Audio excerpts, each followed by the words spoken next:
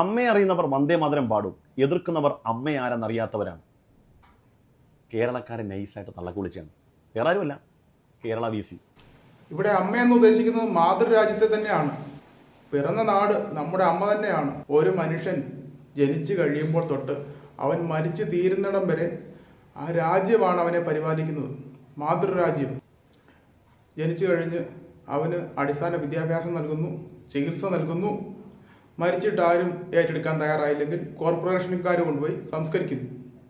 അമ്മയെ അറിയത്തില്ലാത്തവർ തന്നെയാണ് വന്ദേ മാതരത്തെ എതിർക്കുന്നത്. എന്താണ് സംശയം?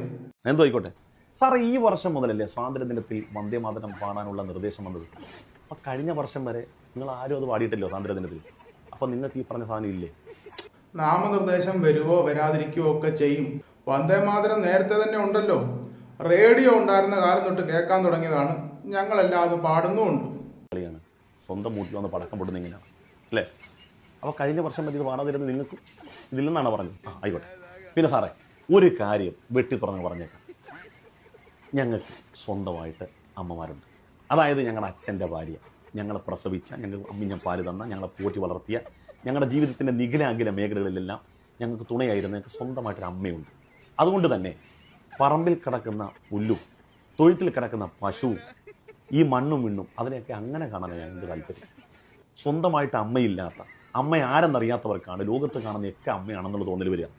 ഞങ്ങൾക്ക് സ്നേഹിക്കാൻ ഒരു അമ്മയുണ്ട്. അതുകൊണ്ട് താൽക്കാലികമായി അമ്മ ആരെന്നറിയാത്തവർ തെരഞ്ഞു നടന്നോളി.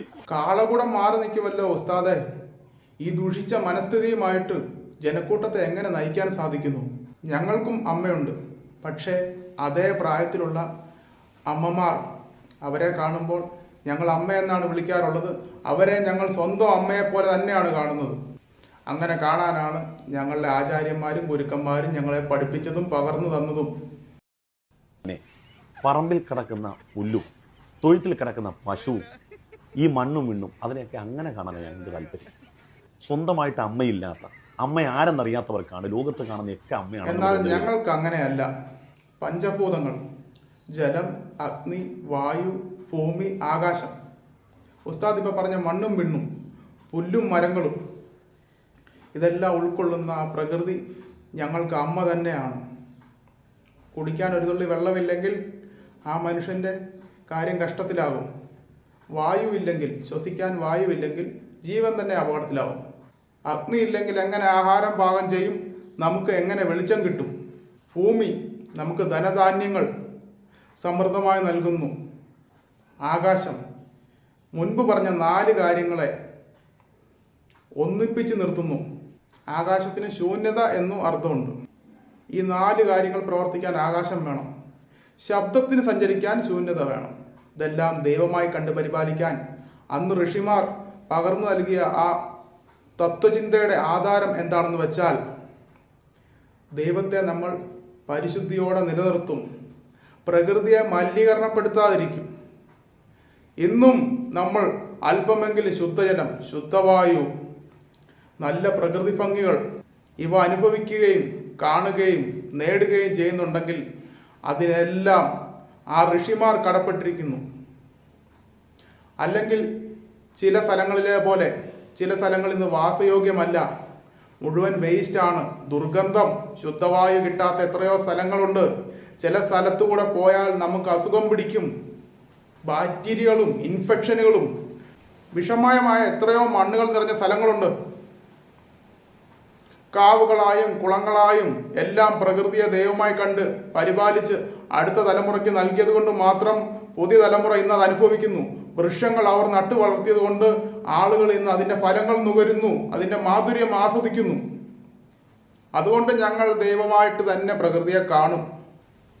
ഞങ്ങൾക്ക് തുണയായിരുന്ന ഞങ്ങൾക്ക് സ്വന്തമായിട്ടൊരു അമ്മയുണ്ട്. അതുകൊണ്ട് തന്നെ പറമ്പിൽ കിടക്കുന്ന പുല്ലും തൊഴുത്തിൽ കിടക്കുന്ന പശുവും. പിന്നെ തൊഴുത്തിൽ കിടക്കുന്ന പശു, താങ്കൾക്ക് എങ്ങനെ ധൈര്യം വന്നു പശുവിനെ പുഷ്ടിച്ച് സംസാരിക്കാൻ? കൊറോണ കാലഘട്ടത്തിൽ ഞങ്ങൾ ജീവിച്ചത് തന്നെ ആ 2 പശു ഉള്ളതുകൊണ്ട് മാത്രമാണ്. പശുവിനെ വളർത്തി എത്രയോ കുടുംബങ്ങൾ ഉപജീവനം നടത്തുന്നു. ഇവരുടെ എല്ലാം കുടുംബം നടത്തുന്നതും അവരെ രക്ഷിക്കുന്നതെല്ലാം പശുക്കളാണ്. ആ പശുക്കൾ ദൈവമല്ലെന്ന് നമുക്കെങ്ങനെ പറയാൻ സാധിക്കും? പശുക്കൾ ദൈവം തന്നെയാണ്. എന്നറിയാത്തവർ തെരഞ്ഞു നടന്നോളി.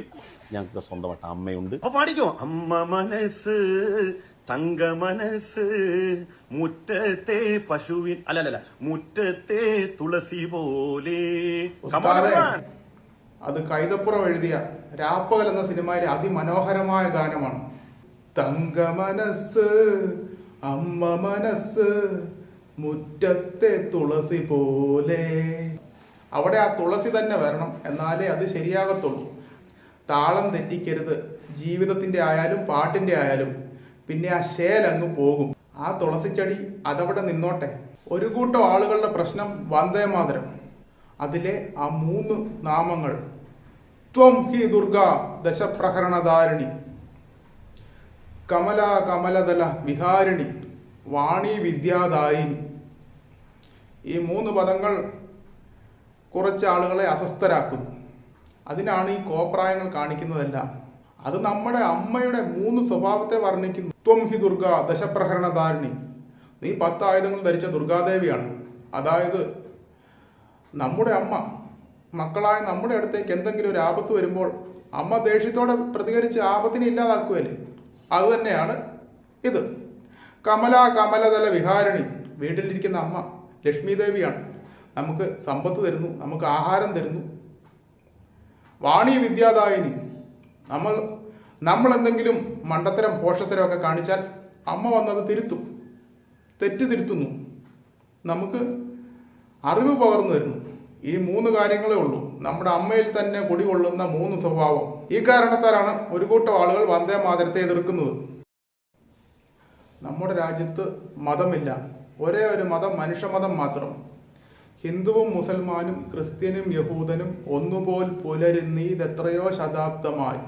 അവർ തൻ സഹോദര നിർവിശേഷമാം സ്നേഹം നിവരെ പൊൻപൂക്കളായി സൗരഭ്യം പൊഴിക്കുന്നു.